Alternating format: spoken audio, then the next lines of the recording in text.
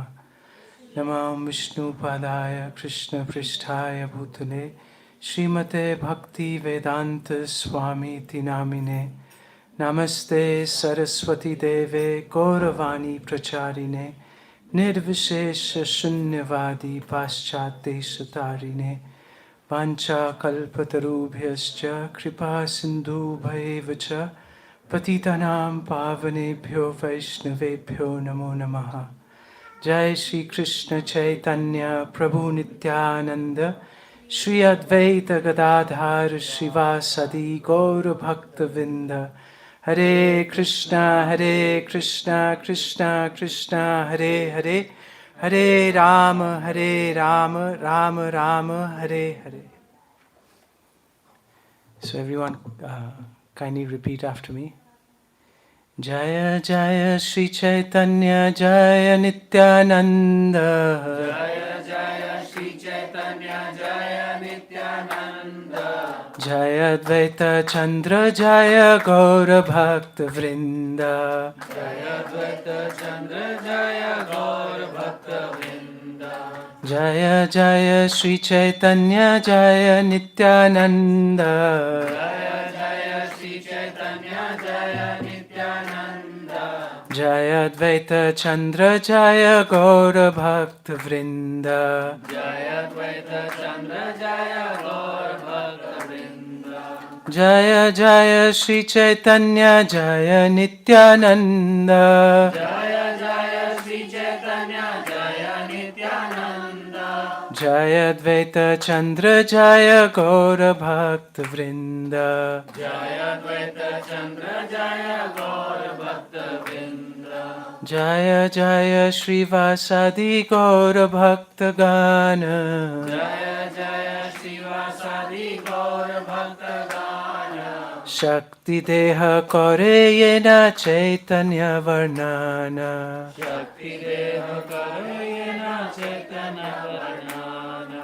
Jaya Jaya Shri Vasadi Gaura Bhakta Gana. Jaya Jaya Shiva Sadi Gaur Bhakta Gana. Shakti Deha Kore Yena Chaitanya Varnana. Shakti Deha Karayena Chaitanya Varnana. So we're going to continue our discussion of chapter 5 of the Sri Chaitanya Charitamrita, and the title of this chapter is The Glories of Lord Nityananda Balaram. So we are little less than halfway through this chapter, okay, and whatever we've covered so far, what do you think is the objective of this chapter? What's the objective? Understand the glories of Lord Nityananda. To understand the glories. Okay. So what's Kaviraj Goswami, how is he trying to make us understand the glories of Lord Nityananda? What's his plot in this chapter? What is exactly his position in creation and how he's serving the Lord, and at the same time in other forms he's helping in creation and maintenance? Yes. So what is he doing is that he is explaining first the position of Lord Nityananda. And who's Lord Nityananda? He explains he's Lord Balaram. And who's Lord Balaram? Counterpart of Krishna. Yeah, he's the counterpart of Krishna. He's like another body of Krishna, his second body, right? His second form. And there's no difference between Krishna and Balaram except two things: the color And the moon. and the mood. Balaram's mood is what? Servitor. Yeah, so he's the supreme personality of Godhead, servitor. That means God is demonstrating that he is not only the supreme enjoyer, the all attractive, but he is also the supreme servant. Okay. So that when he says, think of me and worship me and serve me, right? So who's he going to start with? He starts with himself. By expanding himself as Lord Balaram to demonstrate the process of service. Okay. It's, this is God's genius. So no one can point a finger and say, oh, you don't know how to serve. You're making us serve. You're demanding surrender. Where's your surrender? So how does Krishna respond? By expanding himself. Yeah. He says, I'll give you my first example I'm going to give you. My first expansion is going to be the Supreme Servant. That's me. And then, this Supreme Personality of Servitor Godhead, how does he serve? How does he serve? He served by In 5 forms. engaging everyone in the service. Yes, but specifically, how does he engage? By engaging into creation and maintenance. Yes. So one of his main purposes, the way he serves in this whole process of creation and maintenance of this material world, but he also serves in making things happen in the spiritual world. In managing the affairs of the spiritual world and creating an atmosphere for these divine interactions and person exchanges between the Lord and his devotees and his personal associates. So who's making all those arrangements there? Yeah.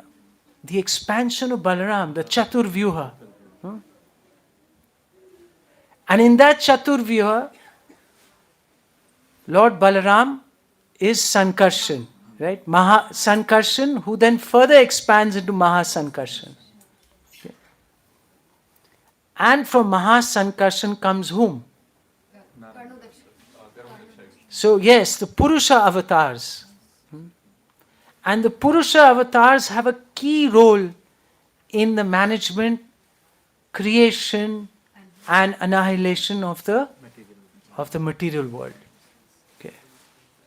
So just look at the extent of Lord Balaram's service area. There's nothing that is not in his jurisdiction. He is all pervading, Lord Balaram. Spiritual world, material world, everything in the material world is coming through his expansions in the form of the Purusha avatars.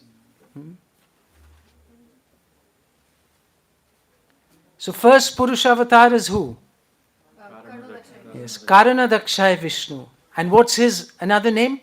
Mahavishnu. Okay. And last time we discussed that how he creates this, how the universes come out of him. And how he activates this material nature. Without his glance, nothing takes shape. So just by his glance, he infuses this supreme Shakti for these material elements that are lying dormant to become manifest and make this creation happen. I mean, we can't imagine this process. Right? To create anything in this world, right? To create a small business or to create a small product, or to take care of children, right? Parents, spouse, takes so much endeavor. And last time we discussed how Mahavishnu, just by lying, he's just lying down. And just from the pores of his body, what are coming? Yes, multiple universes are coming out.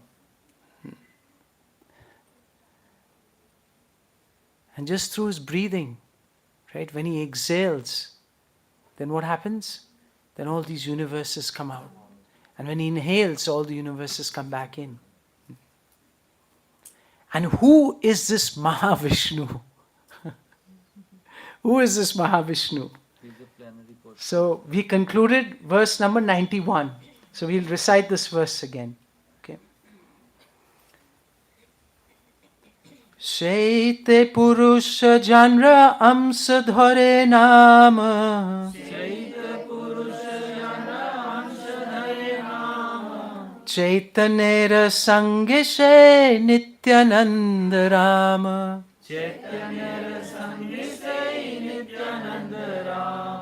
Shaita Purusha Janra Amsa Dhare Nama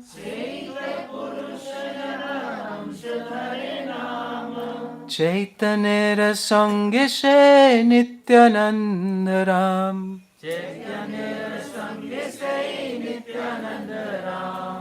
So that Mahapurusha, Karanadakshai Vishnu, is known as a plenary part of him who is Lord Nityananda Balaram, the favorite associate of Lord Chaitanya.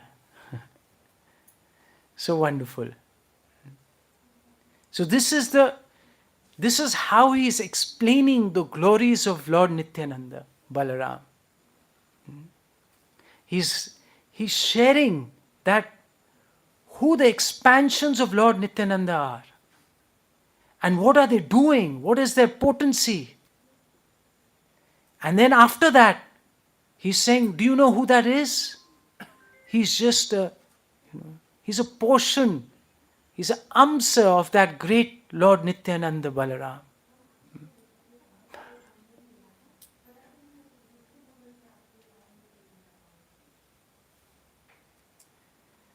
And he's going to continue this plot. And in today's verses, by your blessings and by the blessings of our acharyas, I will attempt to share in the next about 40 to 50 verses how this Mahavishnu, he expands himself into Garbhodakshai Vishnu. And Garbhodakshai Vishnu, he expands himself into Shirodakshai Vishnu. And Shirodakshai Vishnu expands himself into Anantashesh. And each one is going to be what? Is going to be an amsa of the amsa. Yes. Of whom? Lord Nityananda. Yes, of Lord Nityananda. Prabhuji, you said Shirodakshaya Vishnu will expand into Anantashesh. Is an expansion of Anand. It says in the verses here. Shirodakshaya is who sitting in our heart. Yes, but he also has another feature. He is also lying in the Shiradhara, like the ocean of milk. Acha, Shir. Okay. Shir Sagar mein. Yes. And all these expansion will be Purnansh. Yeah, Poon, yes, they're complete. Plenary portion that last time you explained. Yes, they're portion of the plenary portion.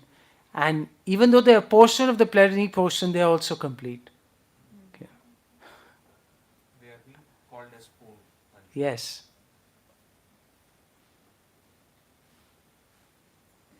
So he says now in 92, he says, I have thus explained the 9th verse, and now I shall explain the 10th. Please listen with rapt attention. Shuno diyamon. So in 93, this is the 10th verse of the first chapter. Okay. So this is part of those 14 Mangala Charan verses. And in this 10th verse, he's going to explain the glories of Garbhodakshai Vishnu. So he says, I offer my full obeisances unto the lotus feet of Sri Nityananda Ram, a partial part of whom is Garbhodakshai Vishnu. From the navel of Garbhodakshai Vishnu sprouts the lotus that is the birthplace of Brahma, the engineer of the universe. The stem of that lotus is the resting place of the multitude of planets. So, this is going to be the last technical session. Okay. And no,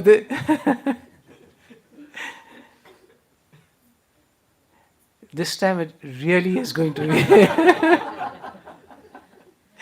Create less pressure on Huh? It create less pressure on my Yes. Because when we are done discussing Garbhodakshay Vishnu, Shirodakshay Vishnu, and Ananta Shesh, then all that, all this knowledge related to the creation and cosmology and all, that will take a break in this, section. So, in the next 10 or 11 verses, next 15 verses, he's going to explain the glories of Garbhodakshay Vishnu. And there is, when we get into creation, there is a lot of information, there's a lot of knowledge regarding the cosmology, and I am not going to attempt to explain everything of all that. So just as Krishnadas Kaviraj Goswami is going to do in these verses, he's just going to give the highlights. Okay. He's not going to get into the details of how the creation takes place and how the 14 planetary systems are maintained, and all the oceans between the 7 planetary systems, and so he's not going to go into all those details. Although Prabhupada does give a little detail in the purports, but I'm going to avoid those details. And unless you're personally interested, you can call me and we can discuss. Because once we get into that, like we start discussing, that means this will never end. We'll go on session after session discussing, and then we'll see that there's only 1 or 2 left in this group by the end of the discussions. So we don't want that to happen. Maybe the speaker may not be, maybe the speaker will not last. So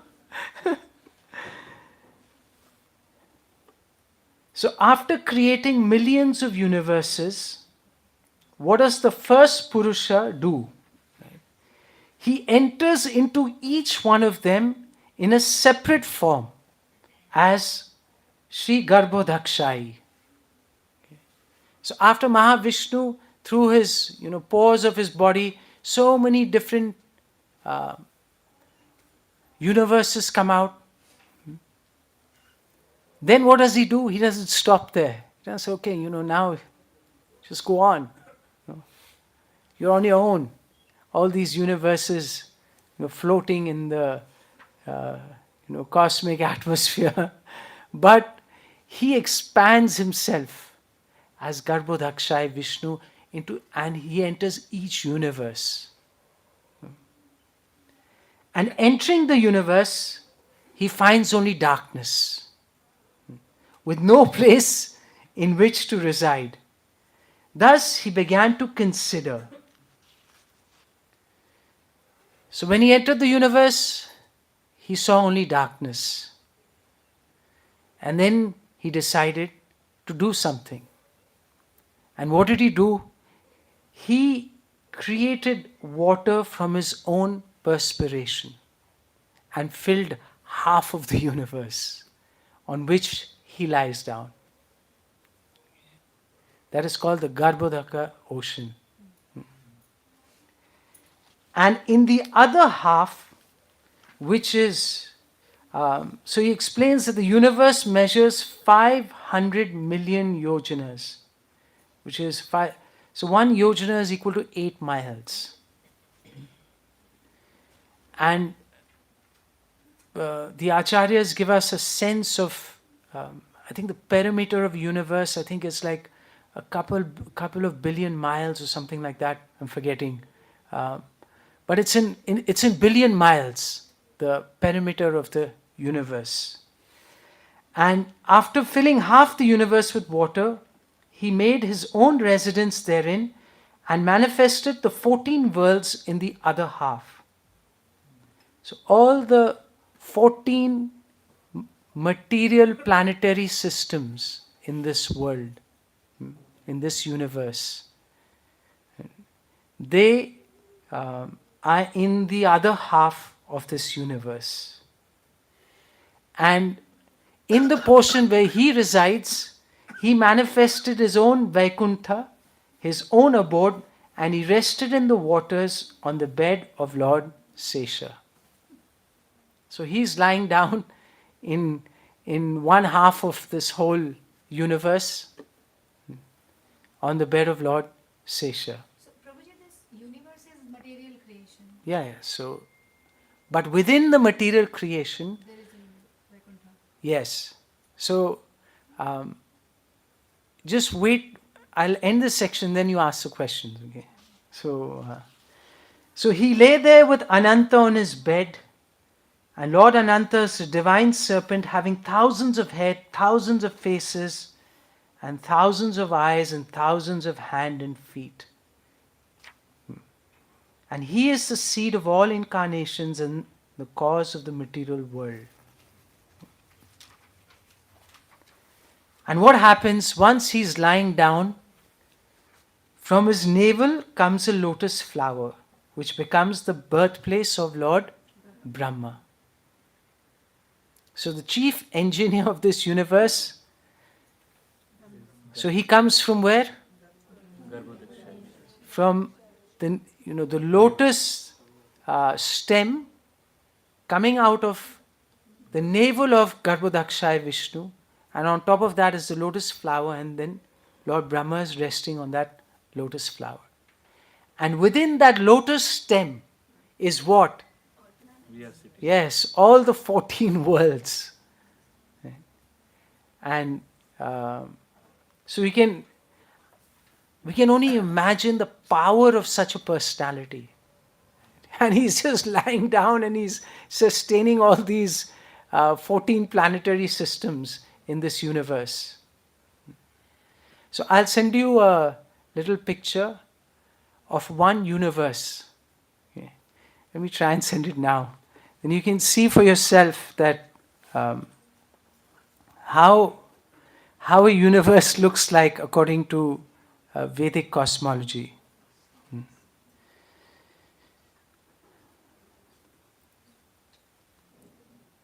is that?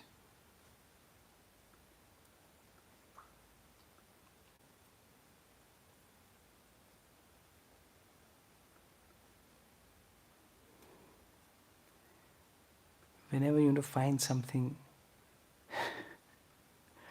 it disappears. 1 second. Desktop, yes. Oh, it's not here.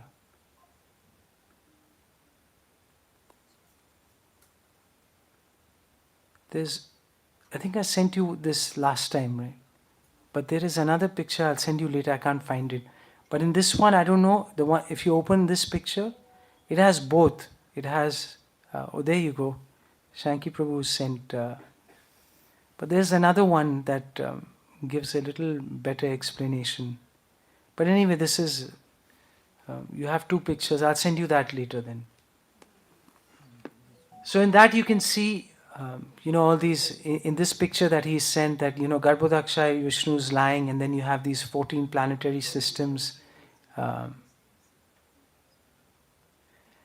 as Lord Vishnu, he maintains the entire world.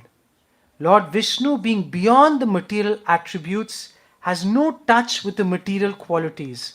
So this is very important. He's right in the thick of things. He's right in the universe. And from him, all these 14 planetary systems are coming out. But he has nothing to do with the material world. That means that the modes of material nature do not touch Garbhodakshaya Vishnu, they do not touch Shirodakshaya Vishnu, and they definitely don't touch Karanadakshaya Vishnu.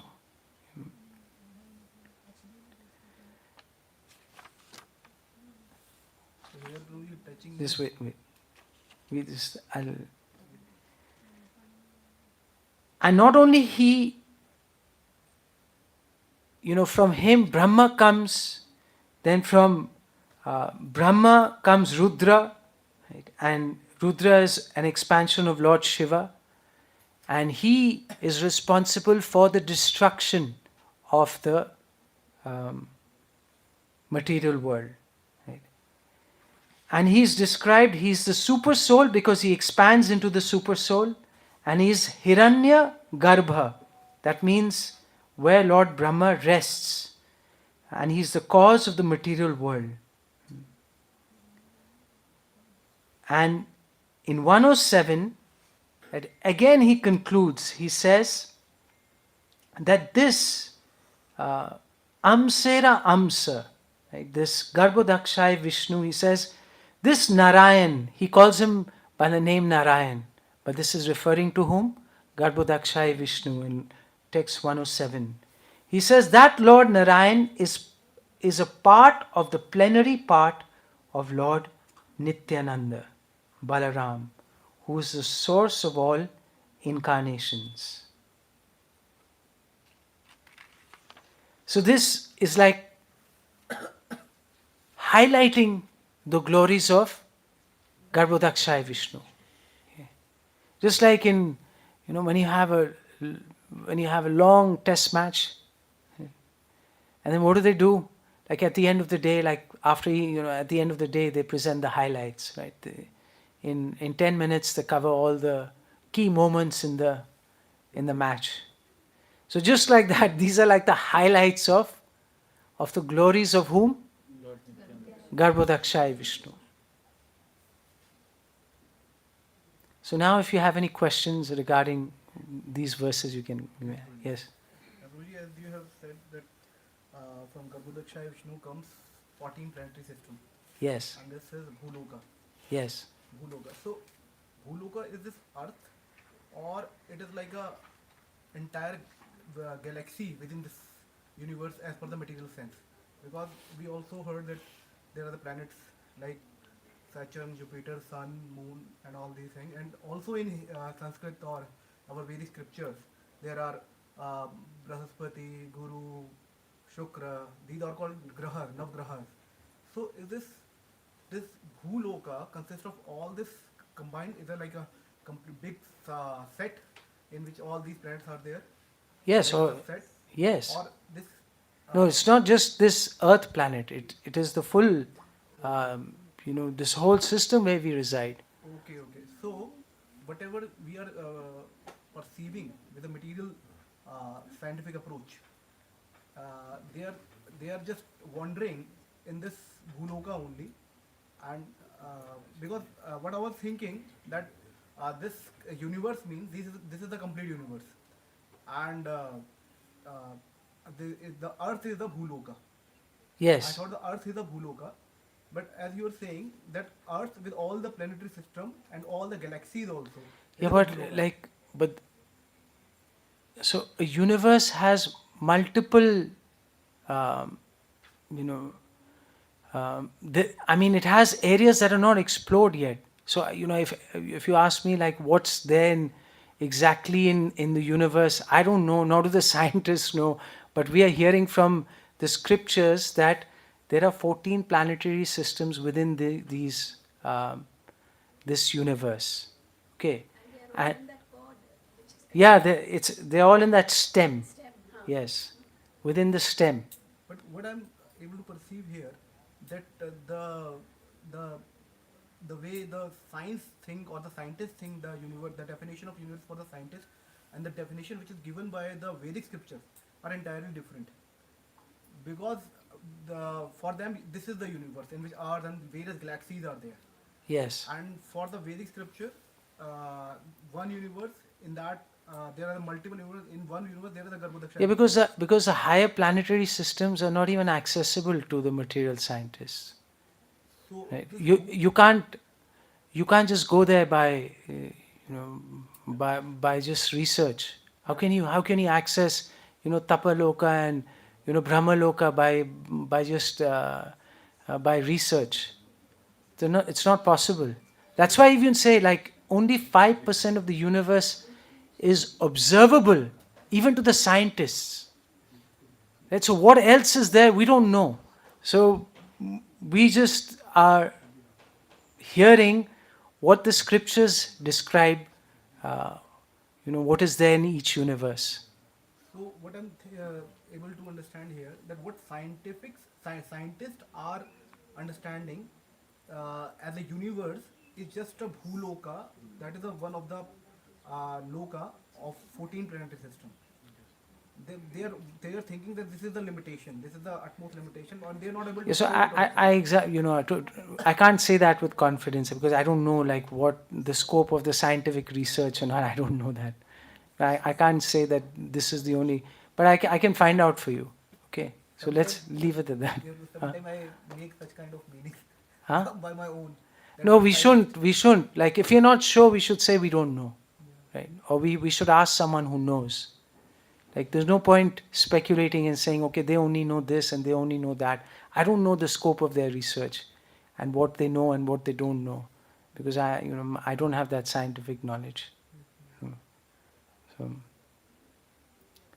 the main thing in this is to not get so caught up in the details, because there are many things that are beyond the scope of even science. So how do we understand all this?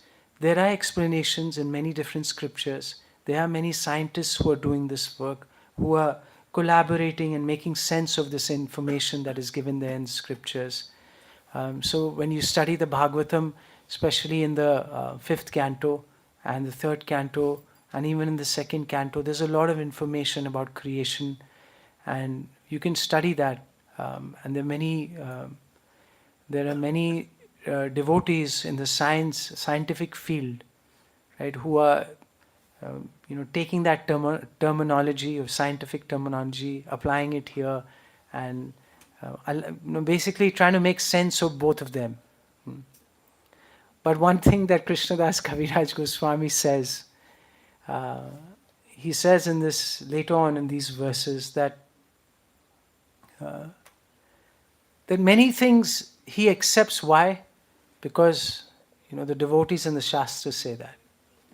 Okay. So this is one of the, you could say, this is one area that many of us have to make a leap of faith. Because we won't be able to observe this, we won't be able to verify this with our with our intelligence, with our minds, with all our experience, no matter how great a scientist we may be. Because there are certain things that are beyond the purview of science, especially the higher realms, the spiritual realms. You can't just enter by scientific research. The very, very subtle energies that they are not accessible by scientific research. Yes, So that I understand, but I don't think I think that Guruji, that depend upon the temperament a person have. Like a person having a temperament that he should think in a particular way, that he relates something, that this is also happening, this is given in scriptures. So when he see that this is happening, there should be, and whatever he's studying in scripture, that totally makes sense. And also what science is doing, that also making sense. But yeah, no, so what I'm saying is that yes, not only it depends on your aptitude. That's one area, right? You can and you should, if you have that aptitude, you should research and you should try. But you should also know that has its limitations. If you just think that all your scientific queries will be answered just by research, it's not going to happen. Because God by nature is achintya. No matter how hard you try, you may discover something, but then you'll discover that there's so many things that you can't discover. So yes, there is an extent that we do this homework and the research, but to have the understanding just by this research, I'll be able to get everything, I'll be able to understand everything, That's not going to happen. Because you can't. How can you understand something that is inconceivable by material research and by material intelligence? This reality is a revelation. It's a revelation. It's like descending knowledge. Okay? And unless we understand that, we'll never be able to make complete progress in our spiritual lives. We'll get stuck. Because we are counting on our tiny intelligence. And no matter how brilliant we are in this material world, today even, you combine all the scientific research done for, thousands of years. What do we know about even one universe? And the universe, scientists claim the universe is expanding. So what does that mean? I mean, just logically you think, if the universe is expanding and we hardly know anything about even one universe, so are we ever going to know anything about the universe? I mean, what's the chance?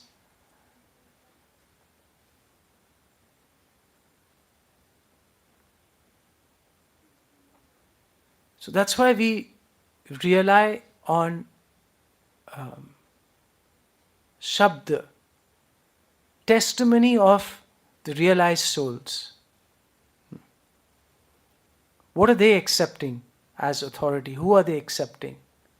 And ultimately, as Prabhupada said, that Shastra is our authority.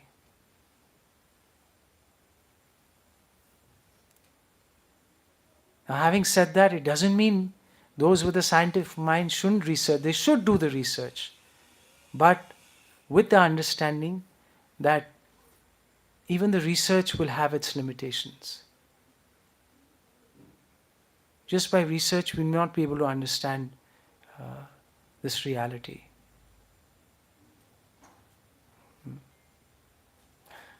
Okay. Prabhuji, Yes.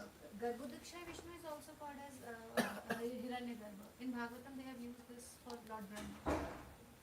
He is also called as Hiranyagarbha. So here, one second. Which verse was that? 106. 106, yes.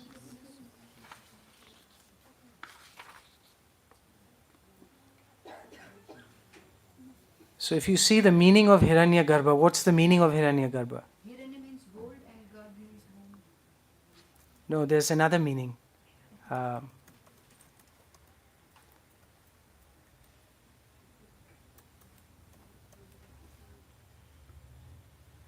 The meaning is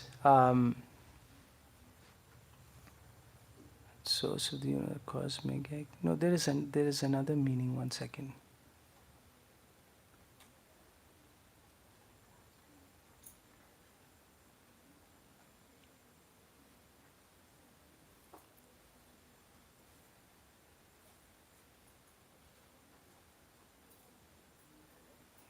It's called.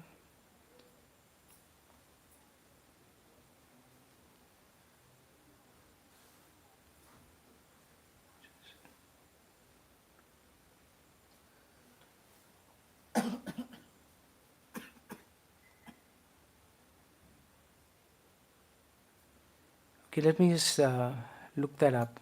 I saw another meaning of this. I forgot. Just one second.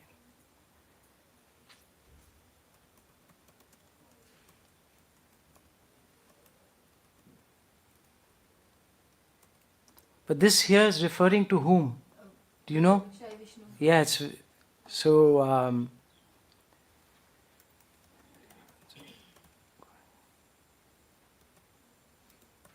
Just one second.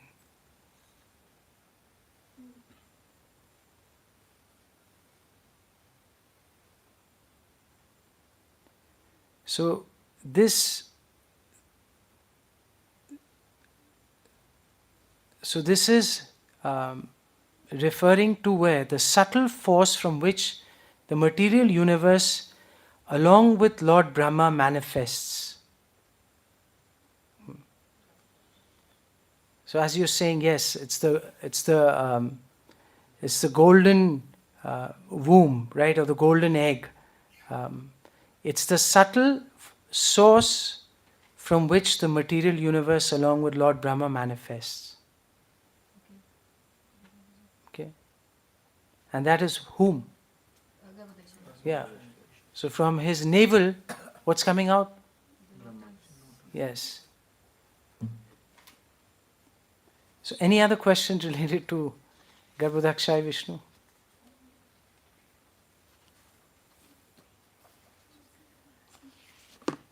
And who is Garbhodakshai Vishnu? Of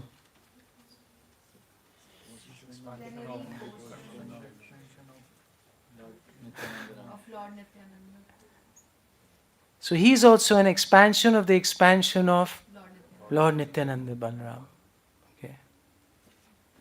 Now, the final verse in the Mangala Charan verses in the first chapter that describe the glories of Lord Nityananda. Okay, so why is he describing? So these first few chapters, where he described the glories of Lord Chaitanya. Now he's describing the glories of Lord Nityananda. Then he's going to describe the glories of Advaitacharya. Right? And then he's going to describe the glories of the Panchatattva. So why is he doing this? Yes, bro. We have heard example from Srila Prabhupada. When a frog hears about ocean and he asks, how big is the ocean? Then he assumed that this much big, this much big. So, like to explain the magnanimity of each deities of Lord Nityananda, Gauranga, to establish that. That's why I think Krishna Kaviraj Goswami is explaining. First of all, he explained the whole cosmic creation, and then he explained that this is the expansion of this Nityananda, whom you have seen just few years back, some 100 years back. This personality has descended to this earth. Yes. So what's he doing? He's establishing the tattva of these personalities. Right? Before he gets into Lila. And it is going to be so sweet, the Lila. But before we can relish the sweetness, what do we have to do? We have to understand what? Their greatness. And this is the same shape that the Bhagavatam takes. What happens in the Bhagavatam? Before we get to the 10th canto that describes the sweet pastimes of Krishna, the 9 cantos, what do? They establish the glories of Lord Krishna in different incarnations, different abilities. So it's the same plot. He's giving a sense of their greatness. He did that with Lord Chaitanya. In chapter 2, what did he do? Chapter 1, chapter 2, chapter 3, chapter 4. He glorified Lord Chaitanya. Don't think he's just, some sentimental avatar. Some holy man who came. That's what many people think. Oh, he was a very saintly personality. We even have textbooks, in the history it is just given that much. Yeah, when the portion comes in the IS paper, competitive exam. Bhakti saint. He's a bhakti saint. Bhakti saint, it is mentioned. Bhakti movement Bhakti started movement, here. saint. So is he just a bhakti saint? Huh? In Mayapur, we had a He's the goal of all the bhaktas. He's the goal of all the yogis. He's the goal of all the impersonalists, all the jnanis. Lord Chaitanya is the goal. He's not just he's just not a bhakta, just dancing and chanting in ecstasy and sentimental.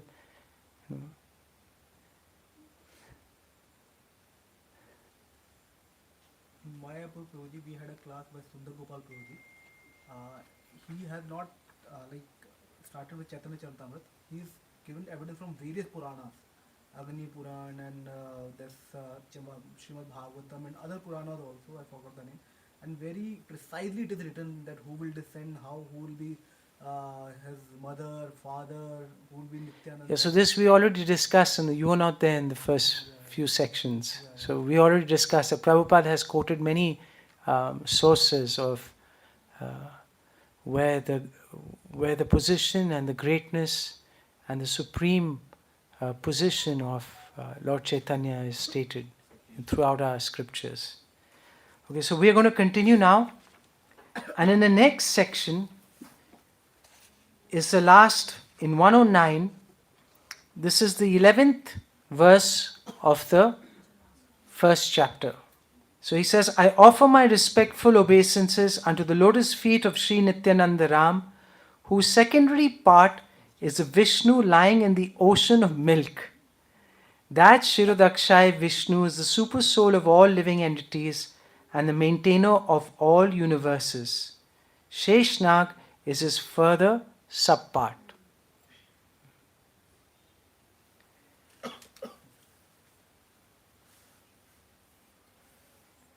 In the next few verses, and this time he keeps it really short, like maybe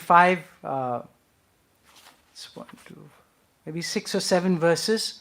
He again gives the highlight of Shirodakshai Vishnu. So he says, the material planets rest within the stem that grows from the lotus navel of Lord Narayan. Among these planets are 7 oceans. So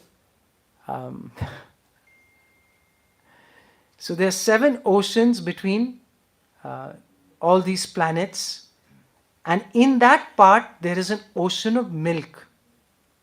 And in that ocean of milk there is an island called Shwetadip, and that is where Lord Vishnu resides as Shirodakshai Vishnu. So let us read verse number 112. Shakale jiver tinho hoy antaryami. Jagata palaka tinho jagater swami.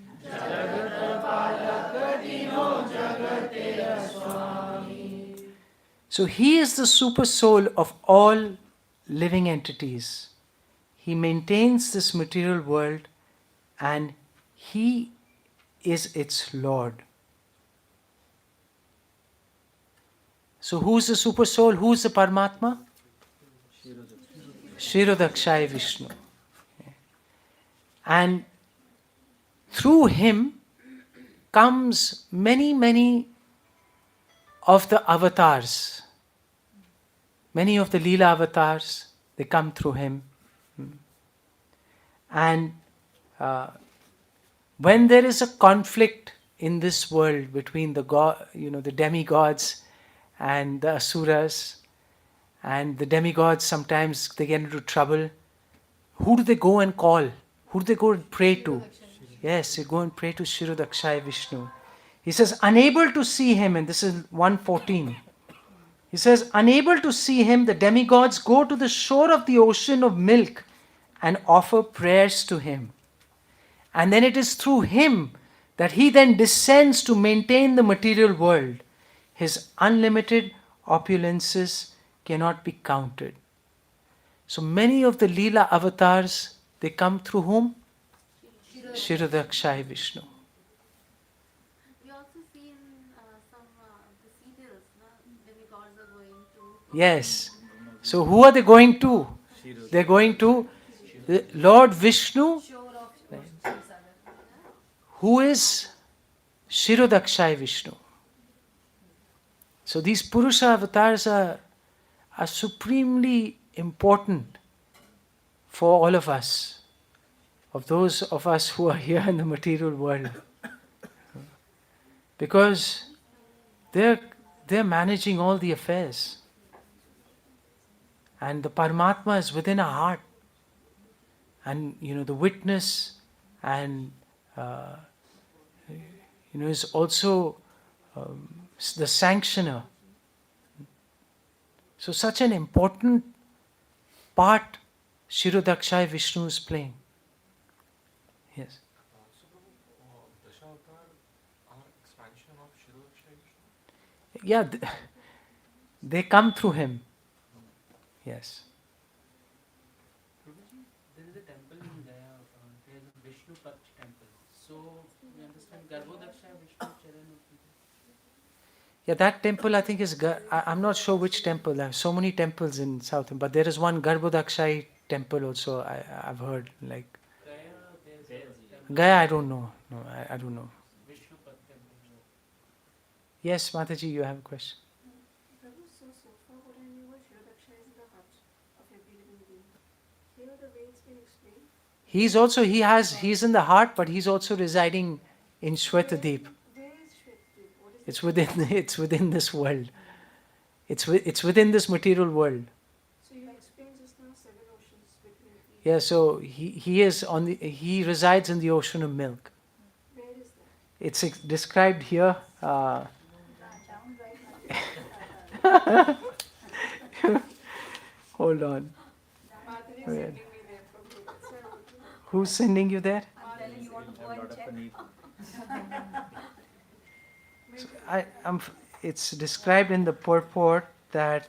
111 talks about the ocean of milk.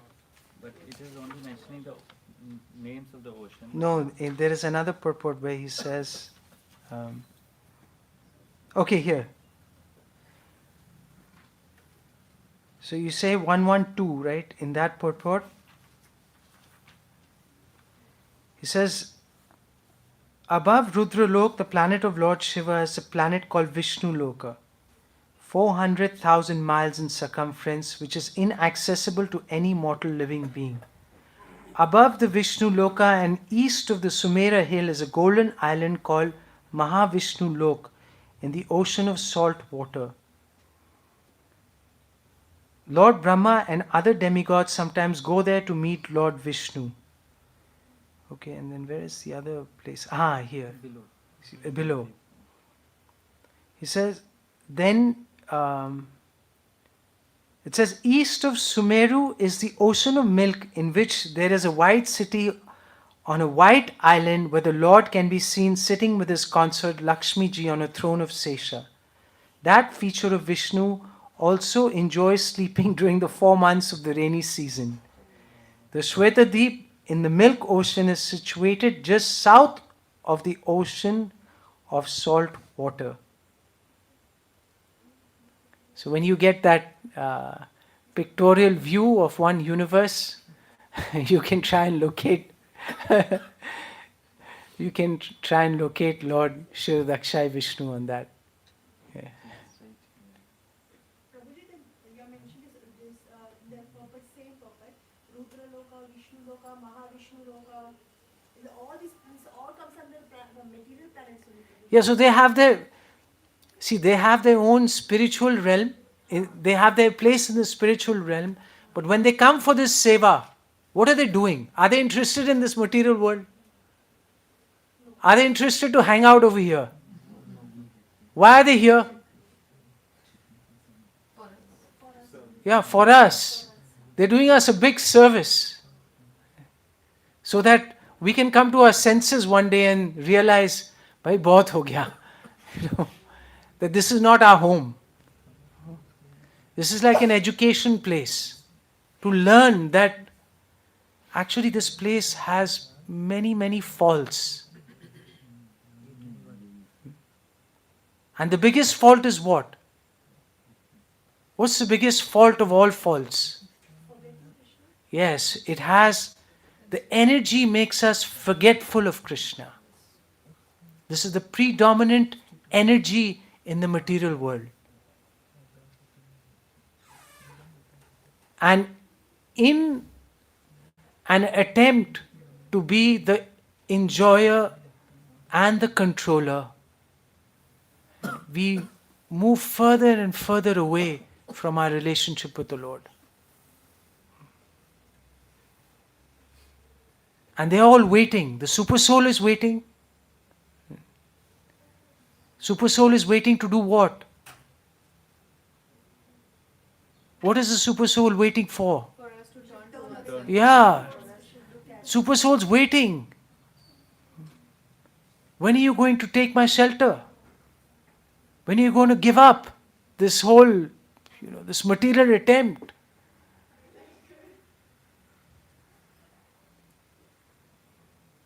It's like giving the charge to the super soul. What does a pure devotee do? Who's in charge of a pure devotee? Himself, his body, his mind, his senses? What's in charge? Who's in charge? The Lord's in charge, because he has completely turned himself to the super soul.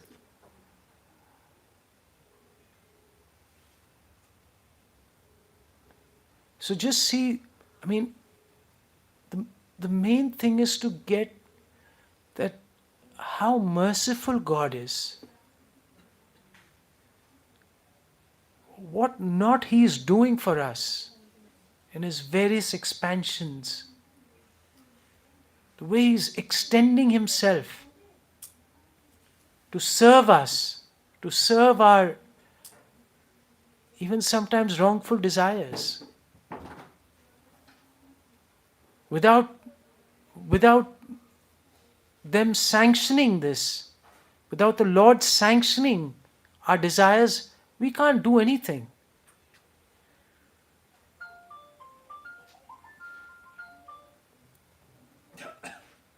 So when I read all this, this is the main thing I get, that how magnanimous the Lord is.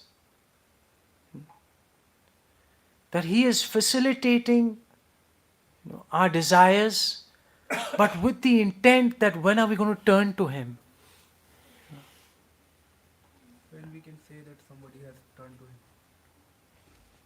Okay, we'll get to that at the end. Okay.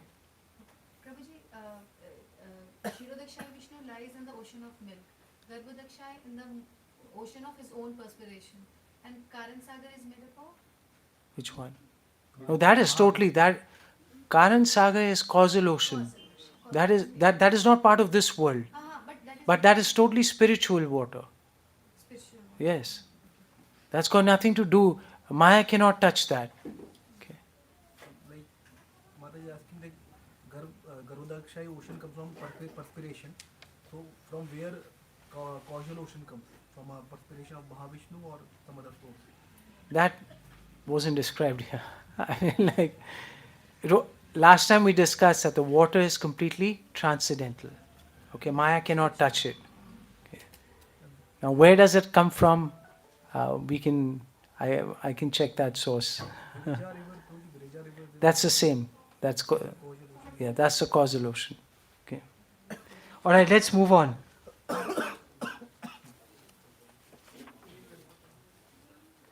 So, unable to see Him, the demigods go to the shore of that ocean of the milk and offer prayers to Him.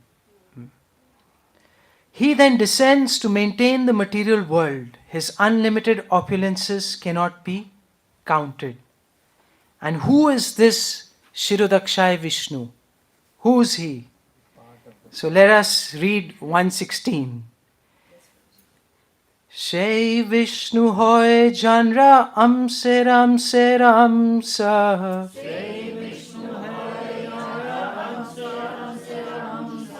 Shai Prabhu Nityananda Sarva Avatamsa.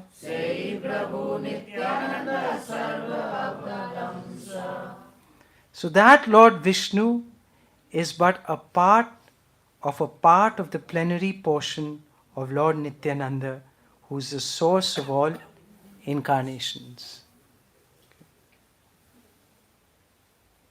Now that same Lord Vishnu, what does He do? In the form of Lord Sesha, He holds the planets upon His heads, although He does not know where they are, for He cannot even feel their existence upon His head. Why? So, who's Anantashesh? So all these planetary systems, they are floating over His head. Okay. And it is described that He doesn't even know where they are because He can't feel their weight. It's described that, all these 14 planetary systems are like a little mustard seed. So imagine a little mustard seed on, this unlimited being with unlimited mouths and hands and legs, and so what's the weight of one mustard seed? And his thousands of extended hoods are adorned with dazzling jewels that surpass the sun. And we already read the next verse. And he says, who is this Ananta Shesh? He's glorifying the Lord. He is, with thousands of mouths, he's glorifying the Lord. And that Ananta Shesh is the devotee incarnation of Godhead. He knows nothing but service to Lord Krishna.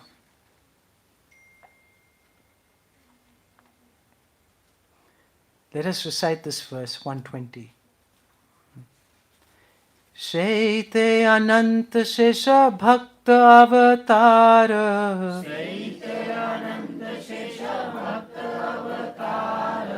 Ishvare seva bina nahi jane yaar.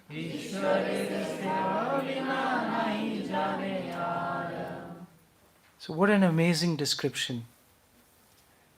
That he does not know anything except for service to Lord Krishna. Ishvara seva bina nahi jane yaar.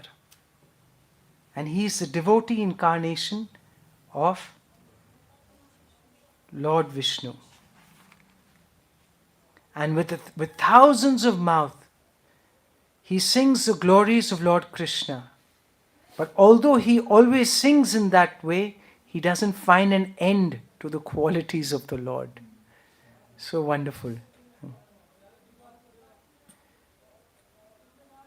And who goes to hear the glories of the Srimad Bhagavatam or the Bhagavatam from the lips of Lord Anantashesh, the four Kumaras?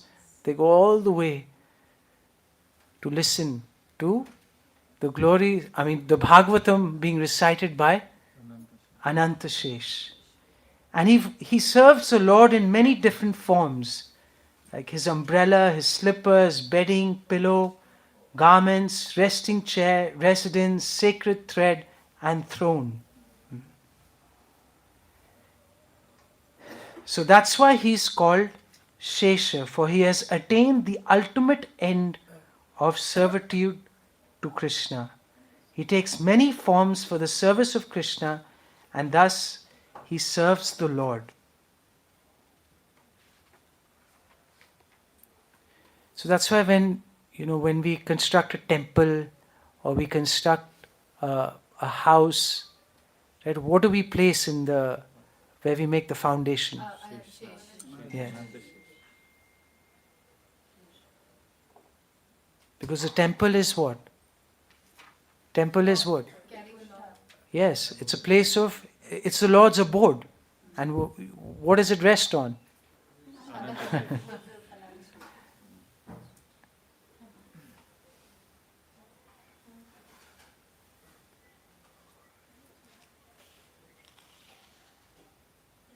So in 125, let us recite this verse. Shaita ananta janra kohi eka kahi eka kala. Hena Prabhu Nityananda ke jane tanra khela.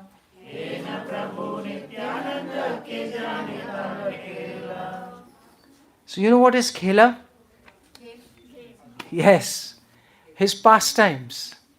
It says that person of whom Lord Ananta is a kala or a part of the plenary part is Lord Nityananda Prabhu. So imagine how great Lord Nityananda is. That Ananta Shesh is who? He's a portion of the plenary portion of Lord Nityananda. So who therefore can know the pastimes of Lord Nityananda? Can we know his greatness? We get a sense of his greatness, but we can never know his greatness.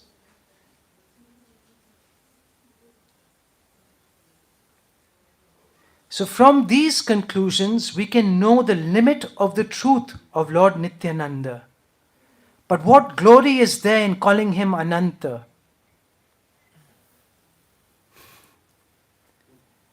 He's so great. Now if you just call him Ananta, does that complete the glories of Lord Nityananda? So he says, but I accept it as truth because it has been said by devotees. Now this is very important what he says. He says that since he is the source of all incarnations, everything is possible in him.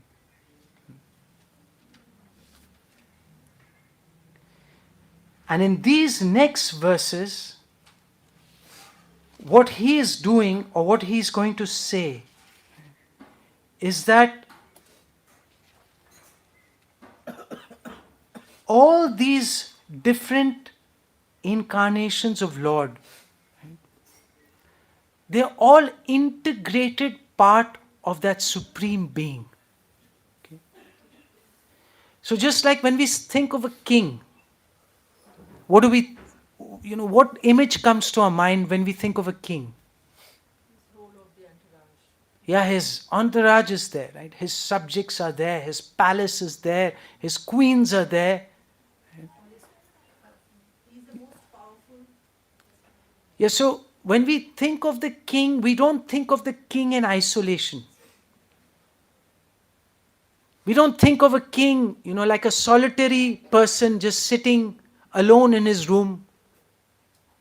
We think of the king and his grand, kingdom, his subjects, his complete like his army, his entourage, his so many. King it just goes on and on. So similarly, when we think of God, God is not a singularity. Okay? God means his expansions, his different potencies, and he has unlimited potencies. And the scriptures describe three are main. His Antaranga Shakti, Bahiranga Shakti, and Tatashta Shakti. Right? These are three main Shaktis, but his Shaktis are endless. So the whole point that he's going to make in the next few verses, and you shouldn't get confused, that the Lord has so many different incarnations and he's known by so many different names. So does that make the Lord, does that reduce his position?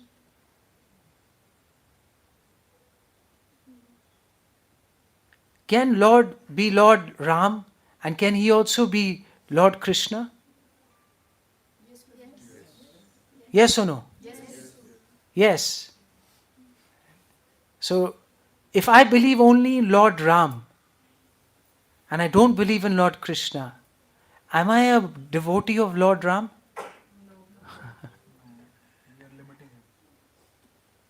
So, if we believe in Krishna and we say, no, I'm a Krishna Bhakt, I'm not, you Ram Bhakts are lower Bhakts.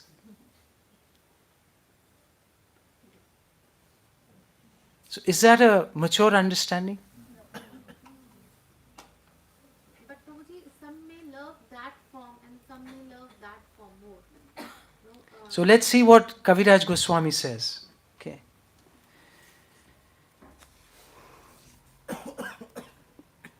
So he says in 128, let's recite this verse. Avatara avatari abhed je jane Purva yaise Krishna ke keho kahun kori mane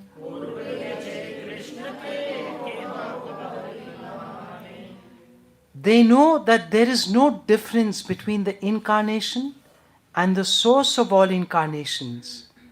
previously Lord Krishna was regarded in the light of different principles by different people. So some said that Krishna was directly Lord Naranarayan, and some called him Lord Vaman Dev incarnate.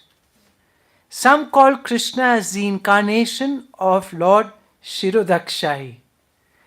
All these names are true. Nothing is impossible. When the Supreme Personality of Godhead Krishna appears, He is the shelter of all plenary parts. Thus, at that time, all His plenary portions join in Him. In whatever form one knows the Lord, one speaks of Him in that way. In this there is no falsity, since everything is possible in Krishna. Okay, and then Prabhupada relates a very, he shares an incident that happened with him. Right? So he says, in this connection we may mention that an incident that took place between two of us sannyasis while we were preaching the Hare Krishna Maha Mantra in Hyderabad. So one said that Hare Rama refers to Lord Balaram. And the other one protested that Hare Rama means Lord Ram. Okay. So ultimately the controversy came to me. That means it went to Prabhupada. And he said, I gave the decision that if someone says that Ram in Hare Ram is Lord Ramchandra, and someone else says that Ram in Hare Ram is Sri Balaram, who's correct? Yes, both are correct, because there is no difference between Sri Balaram and Lord Ram.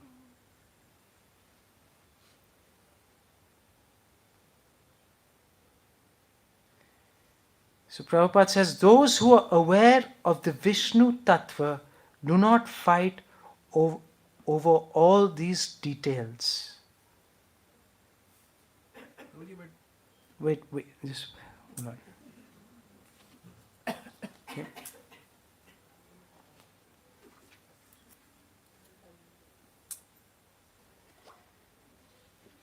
So the concluding paragraph, Prabhupada says, therefore in the various Puranas, Krishna is described sometimes as Narayan, sometimes as Shirodakshai Vishnu, sometimes as Garbhodakshai Vishnu, and sometimes as Vaikuntanath,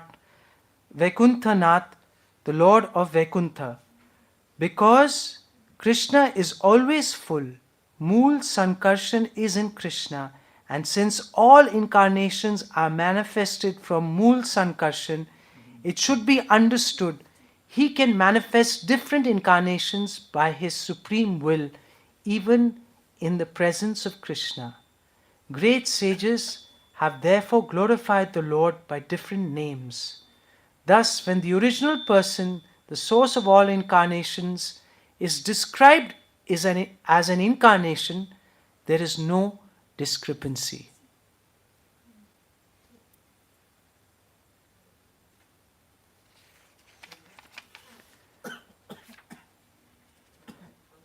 So what is the requirement to see this integrated form of Lord Krishna?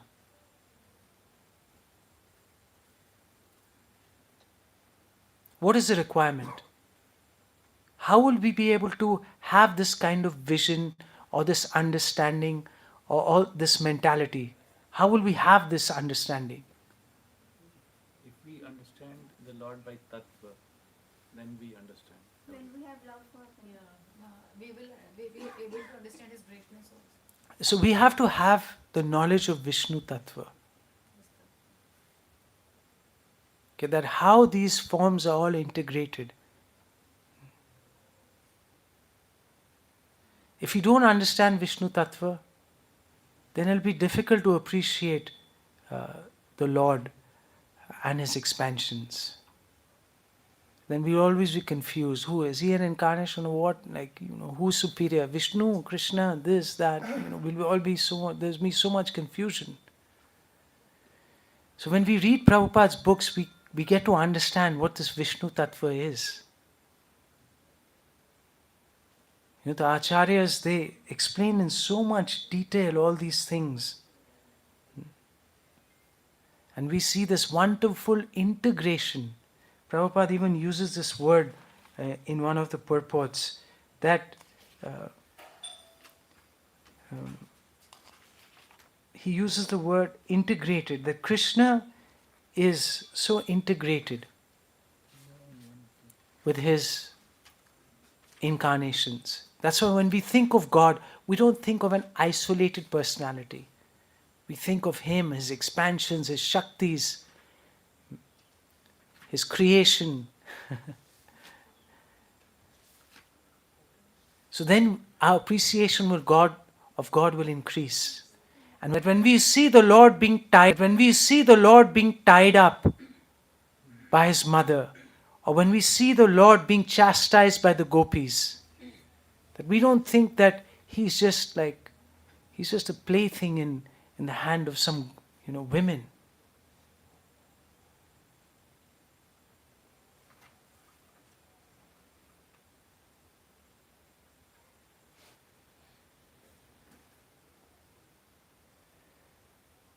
And then, by assimilating this knowledge, and then by practicing the process of bhakti, then the truth of this knowledge will become revealed to us. Prakashante na mahatmana. Yasya deve para bhakti, yatha deve tatha guru.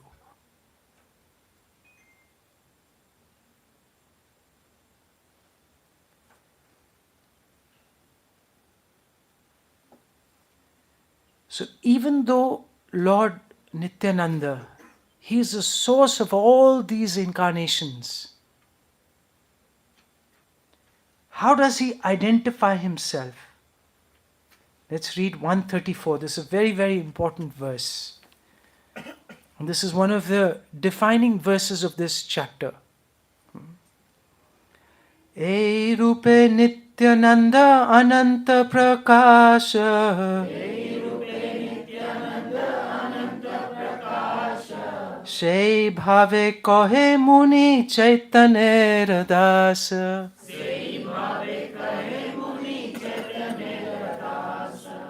এই রূপে নিত্যানন্দ অনন্ত প্রকাশ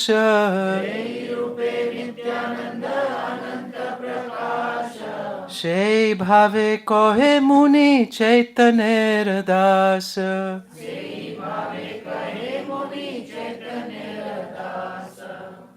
So Lord Nityananda has unlimited incarnations. But in his transcendental emotion, how does he identify himself? How does he call himself? He says, I am Chaitanya Dāsā. I am the servant of Lord Chaitanya. Even though sometimes he serves Chaitanya Mahaprabhu as his guru, sometimes as his friend, sometimes as his servant. Just as Lord Balaram played with Lord Krishna in these three moods in Vraj. Okay, and then he gives examples of how Lord Balaram exchanged various pastimes with Krishna in these different moods. That playing like a bull, Lord Balaram would fight with Krishna head to head. And sometimes he would massage, Krishna would massage the feet of Lord Balaram. But he considers himself as a servant and knows Krishna to be his master. Thus he regards himself as a fragment of his plenary portion. Apanake bhritta kori Krishna Prabhu jane, Krishnera kalara kala apanake mane. This is Lord Balaram. And acting just like ordinary boys, they played like roaring bulls and they fought with each other and they imitated the calls of various animals. And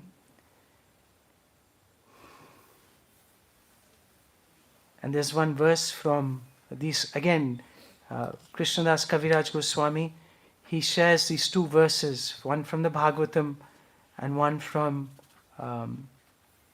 two from the Bhagavatam, and then he concludes this section that with a very, very prolific verse. This is a very, verse number 142. But before that, he shares two verses by Lord Brahma that one Balaram, like the 141 is by Lord Balaram and 140 is by Lord Brahma, and both are appreciating the potency of the Lord, the energy of the Lord. So Lord Brahma, when he sees that even though he tried to hide the calves and boys, but he was astonished that how Krishna was able to expand himself and create a replica of all these calves and these coward boys. And he says, who is this mystic power? Where has she come from? Is she a demigod or a demoness? She must be the illusory energy of my master, Lord Krishna. For who else can bewilder me? This Lord Brahma is saying.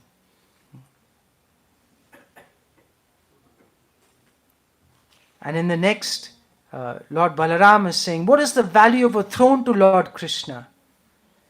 The masters of the various planetary systems accept the dust of his lotus feet on their crowned heads. The dust makes the holy places sacred, and even Lord Brahma, Lord Shiva, Lakshmi, and I myself, who are portions of his plenary portions, eternally carry that dust on our heads. So this is Lord Balaram praising Lord Krishna.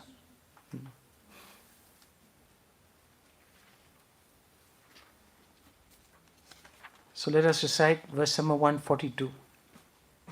So where's our Kirtan team? Is the Kirtan team?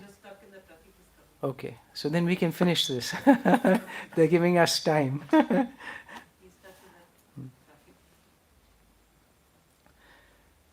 So verse number 142. Akala Ishvara Krishna ar Shobha Bhrittaya.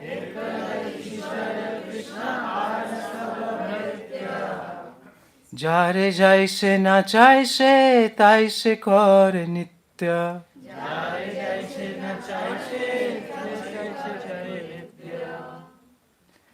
So who's the supreme controller? Akala Ishvara Krishna. Lord Krishna alone is the supreme controller, and all others are his servants. They dance as he makes them do so. Hari Bol.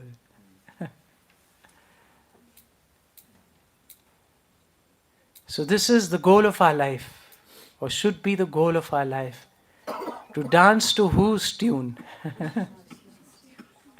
We are anyway dancing to the tune of his external energy. So we may think that we are independent and we are free, or we want to become free, but fortunately or unfortunately, we are under whose control? We are under the control of his external energy. And the process of bhakti is to gradually take shelter of his internal energy. Thus, Lord Chaitanya is also the only controller. All others are his associates or his servants. And then he gives the example that even the elders like Lord Nityananda, Advaita Acharya, Srivas Thakur, as well as his other devotees, whether his juniors, equals or superiors, all his associates, they help him in his pastimes. And Lord Gauranga fulfills his aims with their help. So even though Advaita Charya and Lord Nityananda Prabhu, they are who? They are part of Vishnu Tattva. They are his principal associates. And they're called, they describes as the captain, the two captains of the Sankirtan army. Of this whole Sankirtan mission, who are the two captains? Lord Nityananda and Advaita Acharya. And they are both Vishnu Tattva. Lord Advaita Acharya is directly the Supreme Personality of Godhead. And we will read about his glories in the next chapter, that he is the direct expansion of Mahavishnu. And Lord Chaitanya accepts him as his preceptor, but Advaita Acharya considers himself as a servant of the Lord. And we'll see this in the next chapter. It's a really beautiful chapter. And he says, I cannot describe the truth of Advaita Acharya. He has delivered the entire world by making Lord Krishna descend. So it is by the prayers of Lord Advaita, right, by his prayers that Lord Chaitanya descends. And he says, I cannot describe the truth, the glories of Advaita Acharya. And then now he speaks about Lord Nityananda. He says, Lord Nityananda, he appeared as Lakshman, and served Lord Ramachandra as his younger brother. But in that, what happened? What happened to Lakshman? Younger. He was younger and he had to be very submissive to Lord Ram. And even though sometimes he had differences of opinion, what did he have to do? He remained silent. As a younger brother, he could not stop Lord Ram from his resolution. And so he remained silent, although unhappy in his mind. Now we are getting into some internal reasons why Lord Balaram became the elder brother. Because as a younger brother, he went through a lot of suffering and he couldn't say anything that he really wanted. So when Lord Krishna appeared, he became his elder brother to serve him to his heart's content and make him enjoy all sorts of happiness. So Sri Ram and Sri Lakshman, who are they? They are the plenary portions of Lord Krishna and Lord Balaram respectively. And they entered into them at the time of Krishna and Balaram's appearance. So when Krishna appears, what does Krishna embody? What's within Krishna? Lord Ram. All the plenary portions. Okay. So Krishna includes all the plenary portions. So here he says, I think it is here that Prabhupada writes. So Krishna and Balaram present themselves as younger brother and elder brother, but in the scriptures they're described as the original personality of Godhead and his expansion. And then Kaviraj Goswami quotes the Brahma Samhita, that I worship Govinda, the primeval Lord, who by his various plenary portions appears in the world in different forms and incarnations such as Lord Ram, but who personally appears in his supreme original form as Lord Krishna. Krishna Swayam Sambhavat Parama Pumanya Govindam Adi Purusham Tam Aham Bhajami. So let's read 156. Shri Chaitanya Shai Krishna Nityananda Rama Nityananda Purna Kore Chaitanya Kama Shri Chaitanya Shri Krishna Nityananda Rama. Nityananda Purna Kare Chaitaner Kama. One more time, last time, very loudly. Shri Chaitanya Shri Krishna Nityananda Rama. Nityananda Purna Kare Chaitaner Kama.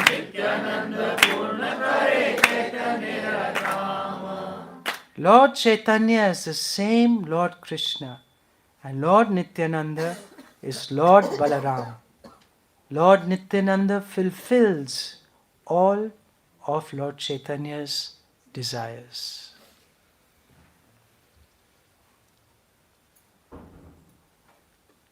And you will be happy to know that this ends the technical section of chapter 5.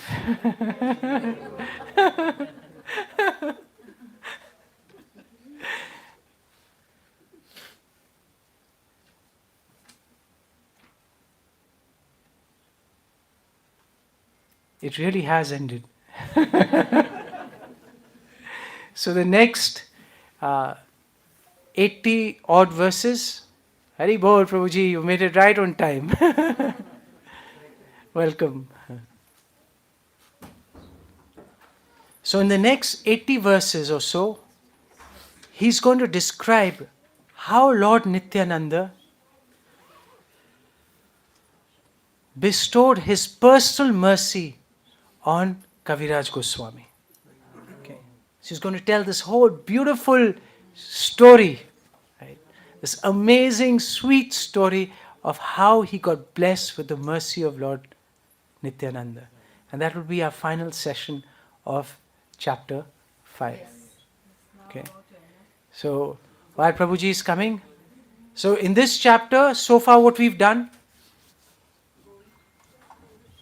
we started with the description of Lord Balaram as being the second form of Lord Krishna. And then How many forms he serves? he serves Krishna in 5 main forms. The first form is what? Sankarshan, who's part of the Chaturvyuha. Then the next form is Purusha avatar. the 3 Purusha avatars. Form number 2, form number 3, form number 4. And then Mahavishnu, Garbhodakshai Vishnu, Shirodakshai Vishnu. And then 5th form is Anantashesh. Okay. So this is how Lord Nityananda serves in these 5 primary forms.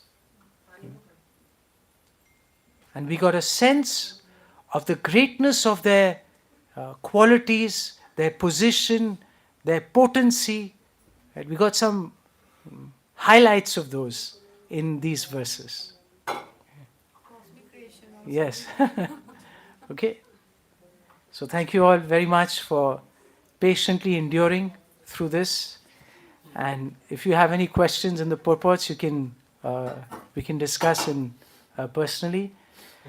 And the next section, which will be our last section, will be a very, very sweet section on how Lord Nityananda personally blessed Kaviraj Goswami. Okay? Hare Last time Krishna. you said you will take a quiz on that immediate